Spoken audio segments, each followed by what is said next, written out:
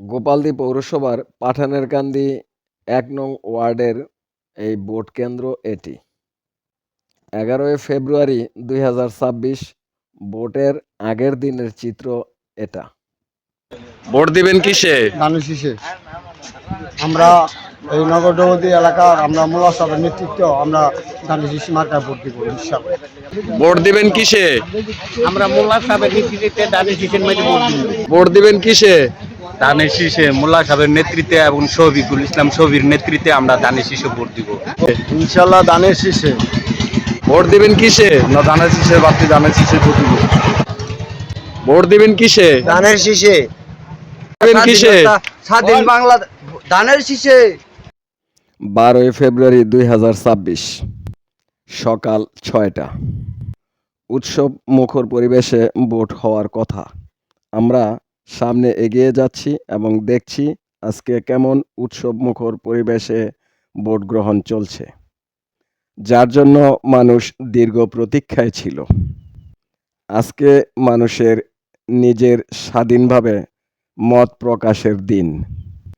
খুব সকালেই মানুষ ভোট দেওয়ার জন্য মাঠে এসে উপস্থিত হয়েছে এবং অনেকেই ভোট দিয়ে কাজে যাবে, অনেকেই ভোট দিয়ে পরিবেশ দেখবে, পর্যবেক্ষণ করবে। গোপালদী পৌরসভার বিএনপির সভাপতি আলহাজ শামসুল হক মোল্লা সাহেব এবং তার সুযোগ্য সন্তান মোহাম্মদ শফিকুল ইসলাম মোল্লা, তার সাথে গোপালদী পৌরসভার যুবদলের সভাপতি জনাব আজিজুল হক, ২৫০০ থানার স্বেচ্ছাসেবক দলের যুগ্ম আহ্বায়ক কাউসার আহমেদ হালিম, গোপালদী পৌরসভার স্বেচ্ছাসেবক দলের সদস্য সচিব মোহাম্মদ সোহাগ মাহমুদ এবং গোপালদী পৌরসভার স্বেচ্ছাসেবক দলের যুগ্ম আহ্বায়ক বাবুল সহ এবং সাবেক কৃষক দলের সভাপতি শফিকুল ইসলাম।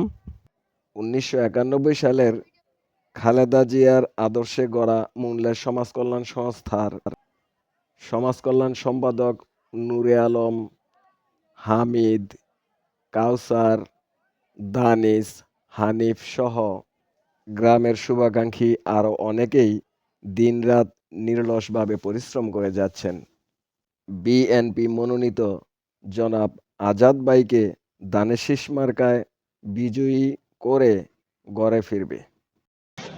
ভোট কেমন হচ্ছে? আলহামদুলিল্লাহ ভালোই। ভোট কেউ দিছেন? ধানের শীষে। পরিবেশ কেমন দেখতেছ? আলহামদুলিল্লাহ ভালো। আশা করা যায় আমাদের আজাদ সাহেব পাশ করবে ইনশাআল্লাহ। ভালো আছে। ভোটের পরিস্থিতি খুব ভালো। ভোটের পরিবেশ কেমন দেখতেছেন? খুব ভালোই। ভোটের পরিবেশ কেমন?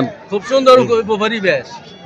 বাংলাদেশের আপামর জনসাধারণ হয়তো এই দিনটার জন্যই অপেক্ষা করছিলেন। আজকে সেই দিন। আমরা আরো কিছু মানুষের কথা শুনবো। ভোটের পরিবেশ কেমন দেখতেছেন? খুব ভালো। অনেক সুস্থ ভোট হইতাছে। কোনো বিকল্প নাই।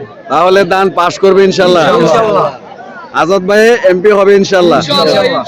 ভোটের পরিবেশ কেমন দেখতেছেন আপনারা? আলহামদুলিল্লাহ ভালো। কেউ প্রভাব বিস্তার করতেছে না তো, কেউ জোরপূর্বক বলতেছে না তো? ভোটের পরিবেশ কেমন দেখতেছেন? ভালো। সুস্থ নির্বাচন হচ্ছে? সুস্থ হইতাছে। সুস্থ নির্বাচন কি সুস্থ হচ্ছে? হ্যাঁ, সুস্থ নির্বাচিত হইতাছে।